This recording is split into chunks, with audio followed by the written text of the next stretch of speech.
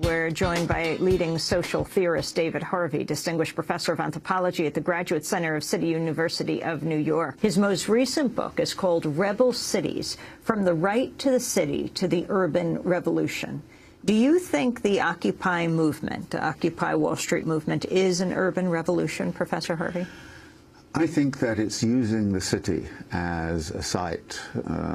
Some of it is also going on the countryside, but it's using the city as a site to try to mobilize people. And what we see, what was in a sense a common feature between, say, Tahrir Square and Madison, was the taking of a central space and the utilization of that central space to organize political expression. And this has a long, long history. And when that happens, things tend to change. And so I think that the urban center of a lot of the Occupy Wall Street is actually a very, very significant piece of the puzzle. It's very interesting that this movement has emerged, sort of exploded on the scene under President Obama, not under President Bush, but under President Obama. Well, I'm sorry to say, but I think most people are beginning to see that the party of Wall Street, as I call it, dominates both the Republican and the Democratic parties. So no matter what President Obama wanted to do, he was still faced with a Democratic Party that was not willing to really go against the big financial interests. And so what we see is a kind of corruption of politics by big money power. I mean, I think it was Mark Twain who kind of said, you know, Congress is the best Congress that money can buy, and it's really become absolutely, I think, the case, given all the recent Supreme Court decisions, that money now dominates conventional politics. So both political parties are actually caught up in this money-raising game. And so I think the Occupy Wall Street is kind of say we've got to stop that. And we have to find a different mode of political expression to that which is set up through all of the super PACs and all the rest of it. And the only mode of expression that exists for low-income populations, given they don't have money power, is, of course, to be on the street. Earlier this year, we spoke with Paul Mason, who's the economics editor of BBC Newsnight. His latest book is called Why It's Kicking Off Everywhere, The New Global Revolutions. And I asked him why Greeks themselves are falling through the social safety net, why many no longer have access to health care. This is what he said about the Greek health care system. You pay a little bit into the healthcare, and you pay a bit for your medicines, and you pay a little bit for your treatment. But what's happened is, of course, the solutions imposed on Greece by the IMF and the European Union have involved raising taxes very dramatically. So they had an austerity tax that they collect through the electricity bill. Somebody showed me their electricity bill, €350 per month. So what was that in dollars? 400. But most of that is tax, and if you don't pay it, your electricity stops. Now this person earned €500 per month. So the money you have to pay for your healthcare is just well, it's food first, then healthcare. So people just can't afford it. And that was BBC's Paul Mason. Your response to this, Professor Harvey? This has been going on for the last 30 years. It's what I kind of call a neoliberal counter-revolution. Began in the 1970s, which is to have the state increasingly withdraw from any forms of social provision, and also, of course, have the state less and less responsible for environmental degradation. So there's been a political movement of that sort, which began under Reagan and continued even under Clinton, right the way through to the present situation where you have a Republican Party that is essentially saying, get rid of all of these supports. And this is going on in Europe with Cameron and Britain.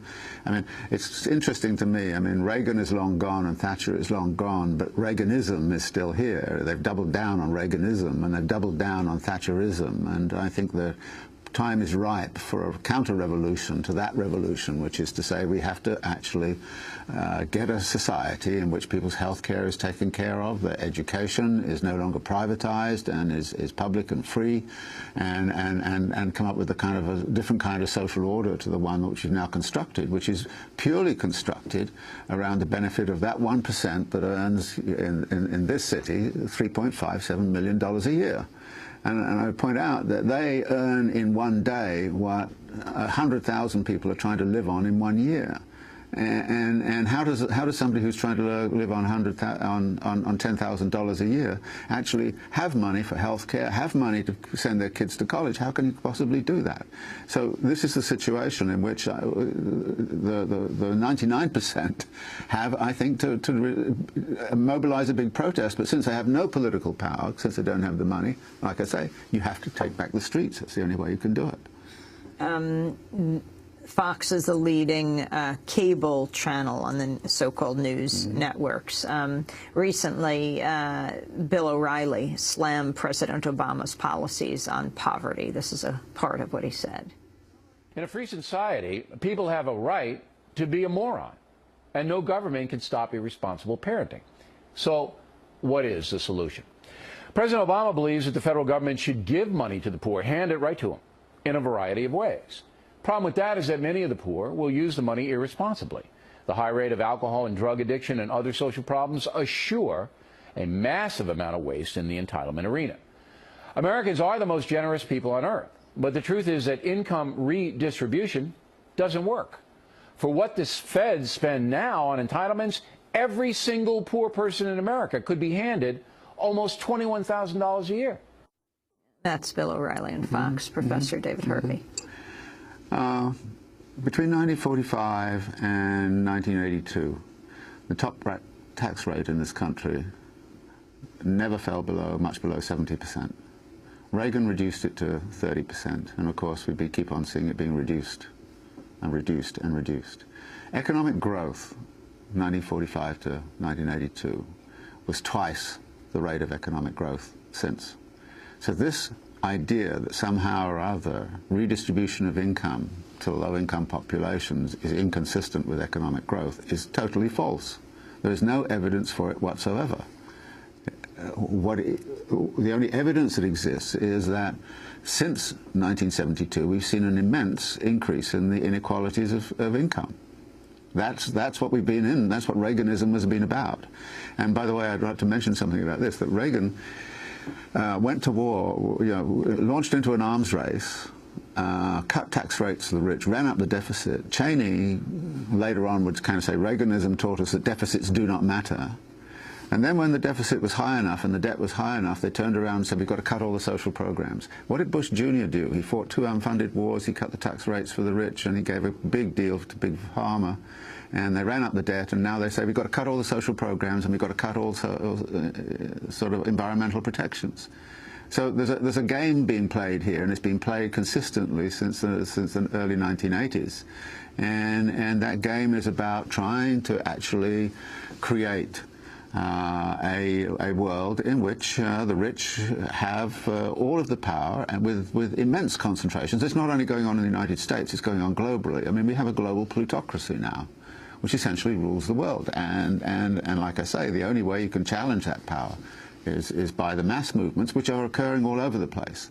So we've seen mass movements in Bolivia, we've seen mass movements in Chile, we've seen mass movements in the Middle East, we've seen mass movements emerging throughout Europe and beginning to see them here. This is the only way we can change it. Spain now going into a deep recession. Absolutely. Well, that's again austerity. There's no evidence that austerity actually stimulates growth. What you see is Britain has going back into a double recession. Spain has gone back into a double recession. Ireland, which was vicious in its austerity, is now in recession.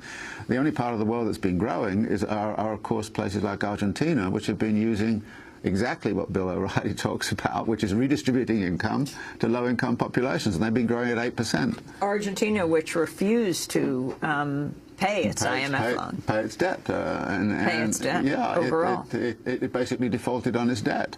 And of course everybody said to Argentina, if you default on your debt, nobody will invest in you again. But surplus capital has to go somewhere, and Argentina is potentially a very rich country. So a couple of years after defaulting on the debt, suddenly money starts to pour back into Argentina. I want to go back to the idea of rebel cities.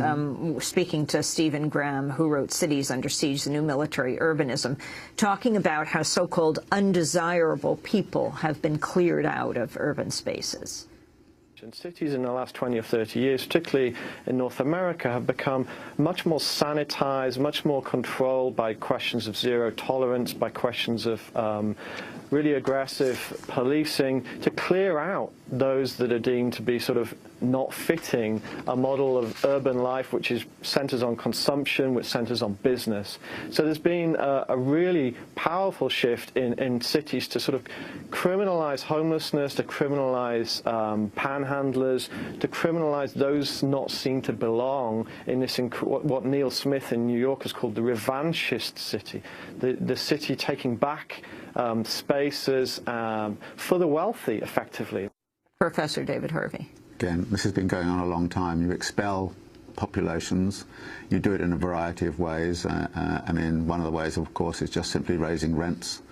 So that costs become so high that people cannot live here. So there's an out-migration of low-income populations from New York City, for example, because they can't afford to live here anymore. So they go out into small towns in Pennsylvania or in New York State. They're just forced out by cost of living concerns. I mean, that's one of the big ways. And then, of course, there's planned gentrification, and then there's redevelopment. So, you know, NYU will redevelop some area and use eminent domain for private purposes. And again, eminent domain was meant for public purposes, but eminent domain is being used to expel populations. Columbia University is doing the same sort of thing.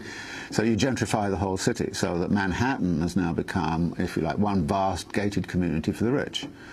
And hardly surprisingly, you know, most low-income populations cannot afford to live here. So they're living way, way out in the suburbs. And I came into Kennedy Airport the other day at 6 o'clock in the morning. I got on the E train, and the E train from Jamaica was absolutely packed. And it was packed with mainly women of color, obviously exhausted, coming in at 6:30 in the morning to try to wake the city up so the suits could come in at 9 and their coffee was ready and everything was good. Now, those are the people who are trying to live on $30,000 a year, and they have to live way, way out in Jamaica. They cannot live close to their place of work at all. And of course, the transport cost is also a significant burden on their lives. And so this is the kind of city which have been creating in New York. And when I talk about the right to the city, I think about the rights of those people on the E train at 6:30 in the morning to create a different kind of city where they could live close to work, where they could actually do the things they need to do to have a decent life for themselves and their kids. You have been teaching Karl Marx's Capital for a very long time. Yeah. Explain who Karl Marx was and why you think it's important to read this book.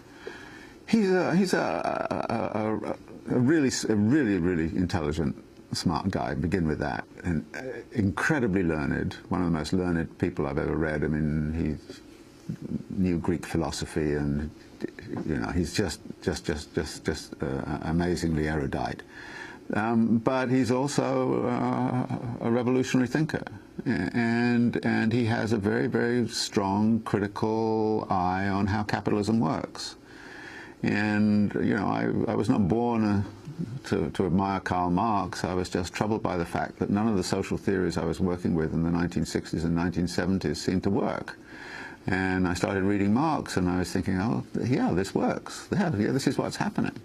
So he has a fantastic, I think, insight into how capital works, and actually, it's become even more relevant now, particularly since the neoliberal surge, since the 1970s, when we've been told that the market has to settle everything, the market has to, you know, has to be. So, you know, reading him, he's talking about the logic of what happens in a free market society, and one of the propositions he says, the closer you get to a purely free market society, the greater the wealth becomes of the upper classes and the lower. The worse the standard of living of the lower classes. And of course, over the last 30 years, that's exactly what's happened. And why is that true? Well, what he does, I guess the best way I can explain it is, one of the principles he really enunciates is that there's nothing more unequal than the equal treatment of unequals. The egalitarian principle of the market is very important, but equality, when it put in a situation where you have people with different endowments, actually allows more and more wealth to trickle up to the affluent classes. I mean, it's a wonderful examination of how that principle works. And so continue on that thought, why you think it's so relevant. How did he end up writing this book? He had the idea, well, one of the things he saw was that there were a group of people around who'd been writing since the 17th century onwards, trying to explain what was going on under capitalism, so the field of political economy was being, was being developed. People like Adam Smith and Ricardo and many other figures. So what I think he saw was that they were genuinely concerned to explain what was going on, but they missed some things. So he decided he wanted to, if you like, critique their political economy and to, out of that critique, develop an alternative understanding of how capitalism works. So his raw materials, if you like, are all the writings of the political economists from the 16th century onwards. And then what he does is to sort of create this alternative logic so you see how the system works, and there's some wonderful stuff in there also about the craziness of finance. So if you want to understand finance capital, you can go to the stuff in volume 3, which is he talks about the financiers of the time. He said they have the charming character of swindler and prophet. So he really appreciates what capitalism is about, and he appreciates its strengths. I mean, he admires in many ways what it's done, but then kind of says, but I can see the social costs of this, to which we would now add the environmental costs of this, and if we're not willing to pay those social costs and those environmental costs, then we have to invent some alternative system. What Marx was not very good at was defining what that alternative system would look like. So when Marx gets attacked, it's always because he invented something called communism, which he never did, and that failed. So he never really clearly defined what the alternative would look like. He gives some ideas about it, but what he did do also was to suggest that if there's going to be a change, it has to be some sort of change out of the present situation, so that we don't imagine something. So it's anti-utopian. He's saying, look, we have to take what is going on right now and use what is going on right now to try to create some alternative. Finally, in Europe, unlike Europe, here in this country, socialism, let alone Marxism, is a dirty word. Yes. How did that happen? How did that come to be? I mean, we're about to go into May Day, into May 1st. Some are calling for a general strike. Right. People talk, and those who say, just let the free market work. What organized labor brought us, for example, the 8-hour day, 40-hour work week?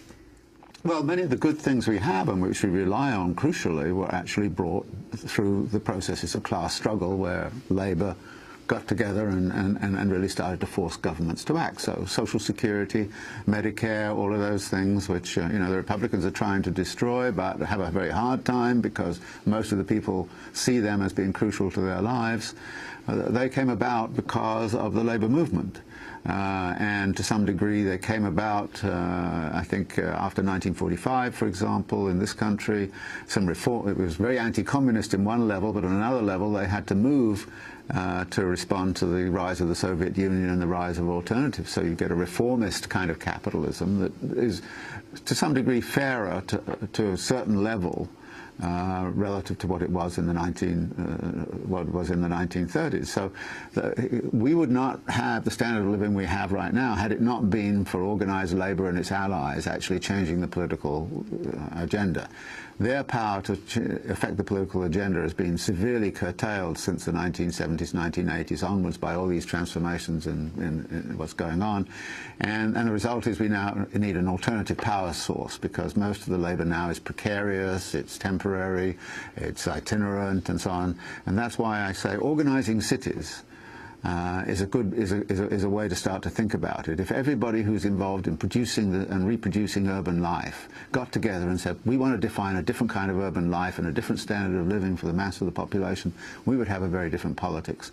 And we need that politics desperately right now to get away from all of this free market kind of ideology and all that it does, which is make the rich richer and the poor poorer.